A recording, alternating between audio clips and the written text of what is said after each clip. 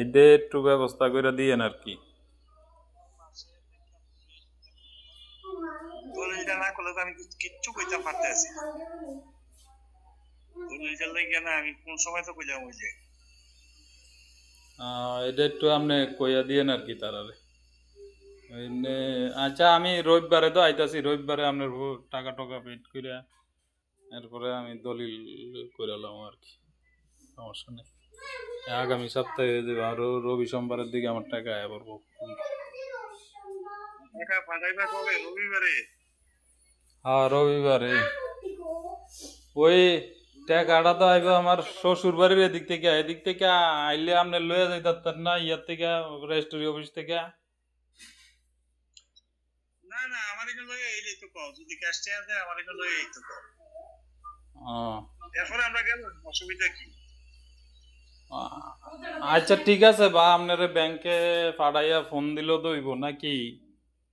হ্যাঁ হ্যাঁ, কোনো অসুবিধা নাই। জনতা ব্যাংকে যে কোনো শাখায় দিলে চল।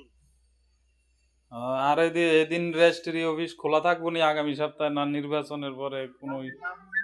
খোলা থাকবো, তুমি চিন্তা করো না। তোমারে কোন সময় দাম আমি এই চিন্তায় আছি। না খোলা না থাকলে? কোনো চিন্তা নাই।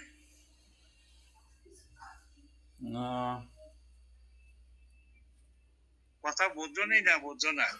না বুঝছি সেটা, না খোলা থাকবো নি, খোলা না থাকলে ফাড়াফাড়ি করে লাভ কি? তা খোলা দিন যাইতে হইব না?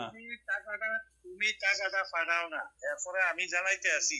খোলা থাকবো না থাকবো সব রেডি করে তো আমি তোমারে কয়াম, তুমি আসবা। আচ্ছা ঠিক আছে। দলিল অফিস খোলা থাকলে তো হইতো না, রেজিস্টার না থাকলে, খোলা থাকলে হইব? সেটাই তো বলতেছি, রেজিস্টার থাকা মানে তো খোলা, রেজিস্টার না থাকা মানে তো বন্ধ। না না না, রেজিস্টার না থাকলে অফিস তো বন্ধ হয় না।